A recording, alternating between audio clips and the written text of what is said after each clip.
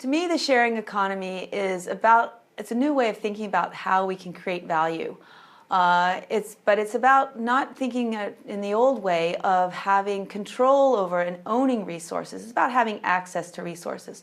So what you're seeing is a lot of companies, when they're saying that they're part of the sharing economy, it's about creating a platform which enables resource sharing and resource access. So in other words, Uber and Airbnb, they do not own the hotel rooms, they do not own the taxis, but yet they've created a platform which enables those who have resources to connect with those people who would like access to those resources. Boards of directors should be very much thinking about this, because what we're seeing is a lot of new firms coming up and thinking differently about how value can be created, and challenging the basic assumptions. If we think about within the finance industry, if you think about peer-to-peer lending or crowdfunding, where people are loaning money to one another, to businesses, and not going through traditional banks.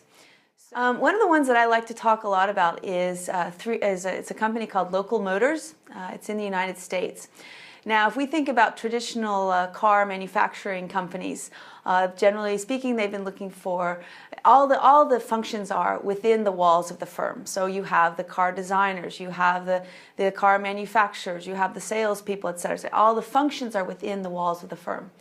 Local Motors, I usually call it kind of the flipped firm. We talked about the flipped classroom. I call it the flipped firm, because basically what it is, it's a platform for car enthusiasts. So if Local Motors, when they want to design a new car, they launch a competition, and anyone around the world can then help design this car. So recently they wanted to do this with a car that was to be 3D printed. And they opened up a competition. They had many designs. People sent in their design, etc., and they worked together, collaborating. So here you have who's designing the car, someone outside the firm. Then very much what they have is they have micro factories, which are locally situated. So in other words, they have them in Phoenix. They're building one in Detroit, I believe, and outside of Washington, D.C., Tennessee. And here the whole idea then is that you can actually go in if you like. It's like the IKEA of cars, where you can go in and build your own car. So who is then building the car? It's you.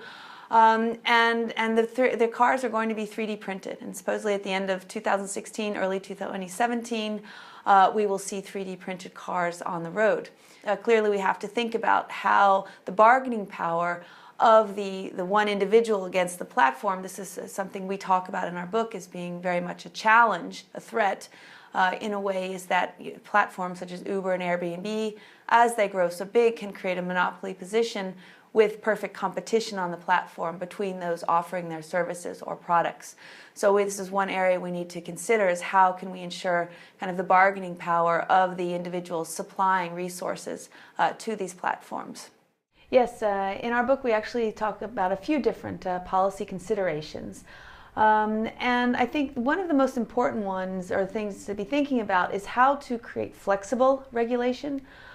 Because in this, as we move forward into the sharing economy, it's very difficult to know what should be regulated and how should it be regulated. So we need to think, kind of raise our viewpoint and think about, in general, how can we facilitate the sharing economy? And what are the different issues that need to be thought about? And one is clearly trust. How do we enable trust, ensure trust within these platforms? Because as you have a multi-sided platform, you have people delivering resources and you have people accessing resources.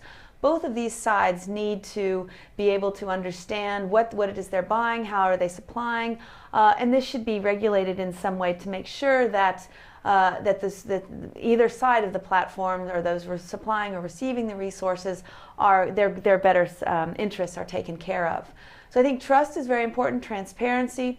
Another aspect we need to think about is, as these platforms grow in size, for example, Uber and Airbnb, they have the potential to create a very much of a monopoly position. In the sense that, okay, Uber is the one platform, say. But then what happens on these platforms is that you actually could potentially have perfect competition among those supplying the resources to the platform, as well as those demanding the resources. So if, for example, there's an economic downturn, Uber might come along to the drivers and say, I'm sorry, well, we have to reduce what you're going to receive by 50%. And the driver stands there and has no bargaining power. or perhaps they raise the rates, and so then the people are receiving the rides, the riders, how can they actually then enforce some type of way of their power? So I think what we need to think about is how can we enable bargaining power for those people supplying and accessing the resources through these platforms.